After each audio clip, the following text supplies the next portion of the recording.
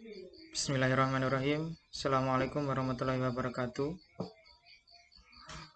Pada kesempatan ini kami dari kelompok 6 akan mendemokan praktikum pengolahan citra yang berjudul Face Filter Membanting Kita. Adapun anggota kelompok dari kelompok 6 yaitu saya sendiri Arnanda Miko Prayogo NRP 08, kemudian ada Muhammad Arik Akbar NRP 11, kemudian Nur Muhammad Asidiki NRP 24. Adapun dosen pengampu dari praktikum pengolahan citra yaitu Bapak Hari Oktavianto. Baik, langsung saja kita masuk pada programnya. Nah, jadi kita menggunakan fungsi Cascade Classifier di sini untuk mendeteksi wajah. Ini merupakan bawaan dari library OpenCV. Kita menggunakan Her Cascade Frontal Face Default di sini untuk mendeteksi posisi wajah. Nah, sebenarnya ada beberapa fungsi lain, tapi di sini kita gunakan untuk mendeteksi di mana sih posisi wajah yang akan disimpan dalam variabel Her Cascade. Lalu overlay T di sini untuk mengimport gambar yang akan kita gunakan sebagai filter yang kita pasang di depan muka, yakni gambar banteng yang kita gunakan pada proyek kami ini.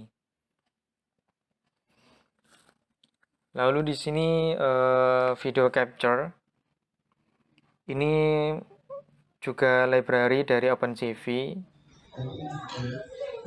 Lalu untuk pilihan buat gambar di filternya, yang mana pilihan itu dari jumlah jari akan dijelaskan oleh teman saya. Baik, kita lanjutkan saja presentasinya. Tadi udah dijelasin bahwa ini face cascade ini buat apa, filternya. Terus habis itu ini gambar-gambar ini nanti yang bakal nge-overlay muka kita, itu yang buat filternya gitu. Nah, gambar-gambar ini nanti akan dipilih sesuai gestur tangan. Nah, untuk program filter gestur tangannya sendiri, nah ini ada di sini. Ini program yang khusus untuk gestur tangannya, belum yang dijadiin satu kayak yang tadi. Nah, di sini kita langsung aja ke bagian ini. Ini di sini ini maksudnya ini nah, kita masuk ke sini aja. Ini maksudnya ini titik ke tip ID. Tips ID ini kan sesuai sama si ID-nya ini, for ID range-nya ini kan 1 sampai 5 kan. Nah, 1 sampai 5 itu kenapa kita pakai 1 sampai 5? Itu karena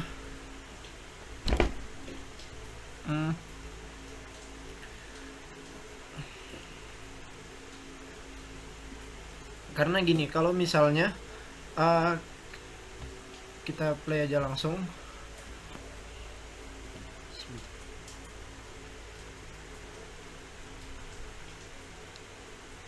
Nah, kenapa kita pakai 1 sampai 5 di sini? Nah, ini pakai ini aja. Ini pakai ini. Nah, ini kalau misalnya kita ini ya, yang tip ID itu misalnya tip ID misalnya lagi ke 1. Nah, 1 ini kan 8 ya. Nah, 8. Terus habis itu 8 itu kalau misalnya 8 itu kita lihat nilainya, si 8 ini 8 ya. 8 itu ini ada di sini ya, di hand landmark ini ya. Si 8 itu apakah dia di bawahnya 6? Nah, kalau misalnya dia di bawah 6 nih ya, if si tip ID 8 di bawah 6, ini kan tip ID misalnya ke 1 ya, 1 itu tadi 8 ya, 8 kurang 2 kan 6 kan. Kalau misalnya si tip ID 8 di bawah 6, dia akan ini apa, dia akan kebaca ketutup. Nah, dia akan kebaca ketutup. Nah, kalau di atasnya dia akan baca ke apa, akan baca saat apa, kebuka. Nah, sama dengan semuanya. Jari telunjuk tengah, jari manis sama jari kelingking. Nah, semuanya sama. Kalau yang 2 ruas ini, apa, ujung ini di bawahnya si 2 ruas, dia akan dibaca ketutup, ya kan? Nah, seperti ini, seperti ini, seperti ini. Nah, kalau misalnya ini kita nggak bisa. Kenapa? Karena si jempol ini, mau gimana pun caranya, dia nggak bakal bisa sampai ke bawah ini. Makanya kita pakainya apa? Di sini kita pakai fungsinya agak beda. Saat dimana si 4 ini ya, 4 ini, si tip yang keempat itu di sebelah kirinya si 3 dia bakal 0. Nah, kan nggak mungkin kan kalau kita itu apa, iniin tangan itu misalnya, kita buka tangan tuh misalnya kayak gini, ini kan 4 kan jadinya. Masa iya kita kayak gini, kayak gini gitu, ntar jadi 4 gitu kan. Nah, pastinya kayak gini kan kita. Nah, itu makanya saya pakai di sini, dia itu di bawahnya apa, dia harus di kirinya 4, kirinya si 3, dia kirinya si tip nomor 3 biar dia 0. Nah, seperti ini. Set. Nah, itu nomor-nomor itu yang tadi saya pakai itu ada di sini. If dia si total ini, sebentar dulu, ini total ini sama dengan finger count ya. Count ini diambil dari mana? Setiap dia 1 ya. if dia totalnya 0, dia nulisnya 0. Kalau 1 ya 1, 2 2, 3 3, 4 4, 5 ke 5.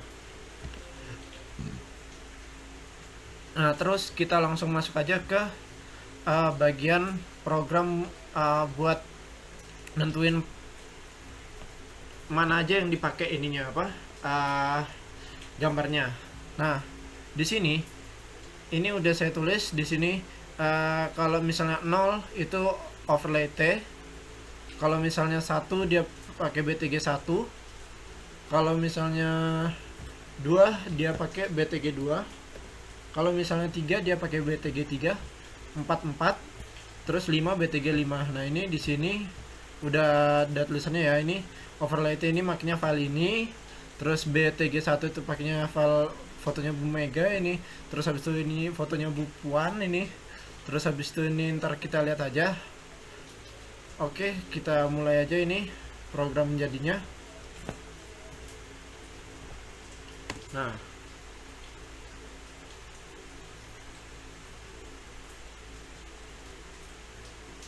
Nah, kalau program jadinya itu kayak gini. 0 itu keluarnya ini. Kalau 1 ini keluarnya gambarnya Bu Mega. Kalau 2 itu nanti keluarnya Bu ini apa, Puan. 3 ini keluarnya gambar banteng lagi ya. Terus habis 4 ini gambarnya bantengnya PNI kalau ada yang tahu. Nah, 5 ini gambarnya tukang bakso ini, Intel. Nah, ini terus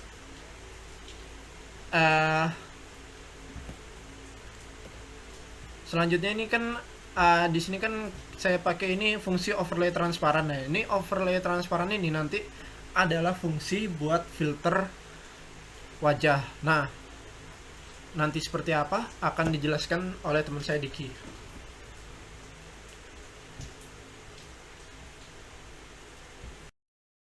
Ya, selanjutnya bagaimana sih apa sih fungsi overlay transparent ini? Fungsi overlay transparent ini menerima 4 parameter, yaitu parameter image yang merupakan gambar utama dari rekaman videonya. Kemudian overlay di sini merupakan parameter kedua merupakan gambar filter yang akan kita pasang. Ada beberapa gambar di sini yang kita terapkan sesuai dengan kondisi, dan lokasi X dan Y, lokasi X, Y merupakan posisi wajah, dan WH untuk resize ukuran filter agar sesuai dengan ukuran wajah. Kita lihat di bagian fungsinya. Ya, di sini overlay transparent menerima tadi parameter yang sudah saya sebutkan.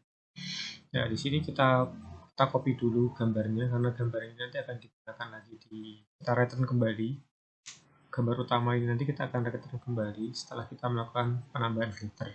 Nah, jika overlay size ini diberikan, maka kita akan melakukan resize kepada filter yang diberikan. Tujuannya agar ukurannya pas sesuai dengan frame wajah, agar sesuai dengan ROI yang akan kita tetapkan nanti.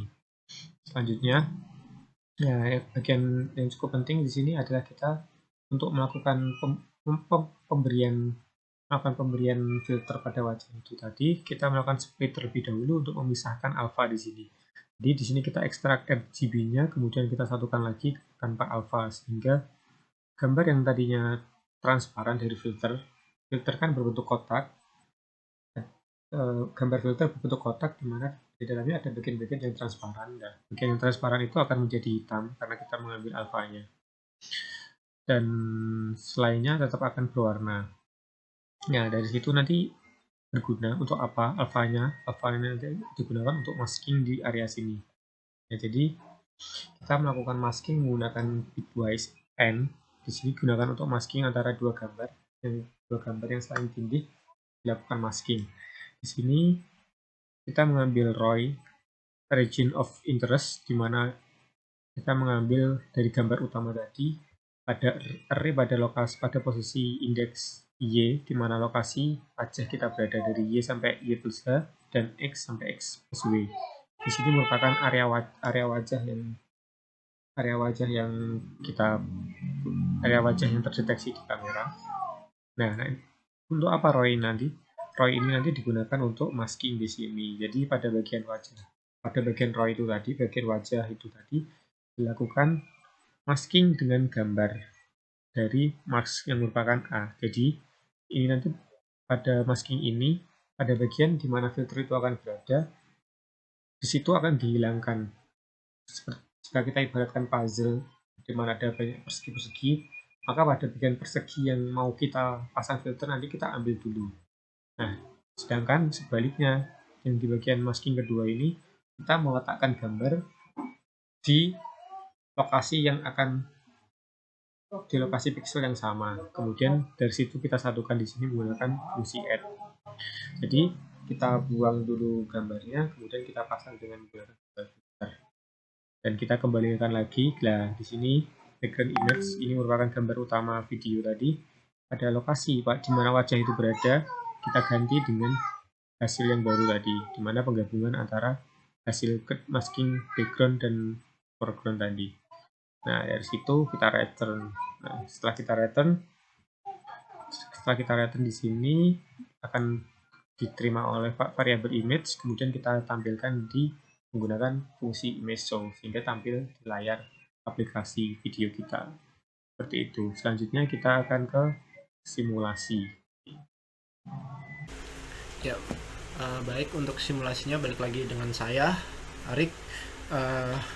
Simulasinya ini kita buka dulu, ini judul filenya ini pemilu 2 ini ya. Kita langsung start aja.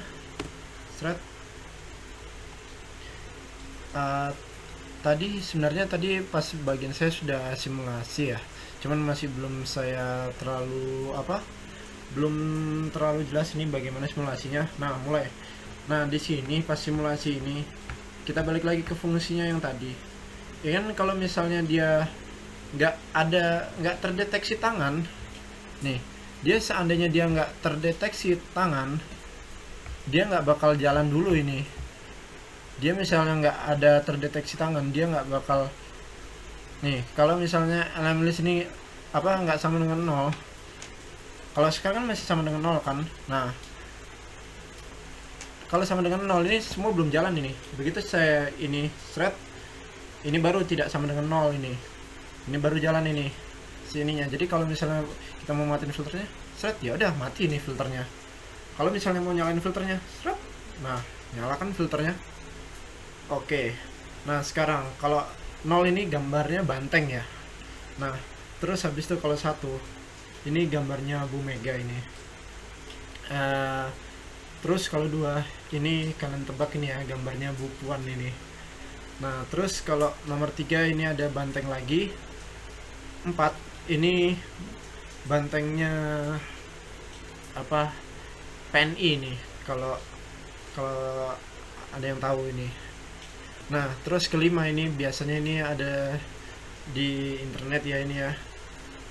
Tukang bakso ini ya. Kalau misalnya kita sering ngeledekin ya pihak sana, biasanya kayak gini lah reaksinya orang-orang. Nah, jadi seperti itu aja, simple ini apa filternya nih, cuman mengandalkan gestur tangan buat nyalainnya. Kalau misalnya saya turunkan tangan saya, ini mati. Kalau ini kebuka. Kalau ini 0, ini ada banteng 1, ini ada Bu Mega 2, ini ada Bu Puan, terus 3 itu ada siapa, ada banteng lagi. 4 ini bantengnya PNI, terus 5 ini ada Intel bakso. Nah, oke, sekian presentasi dari kelompok kami, kurang lebihnya mohon maaf. Disclaimer dulu kalau ini semuanya tujuannya ini murni buat pendidikan, jadi bagi pihak-pihak yang merasa tersinggung mohon maaf. Saya tutup, semoga kita bisa bertemu di pertemuan selanjutnya. Assalamualaikum warahmatullahi wabarakatuh.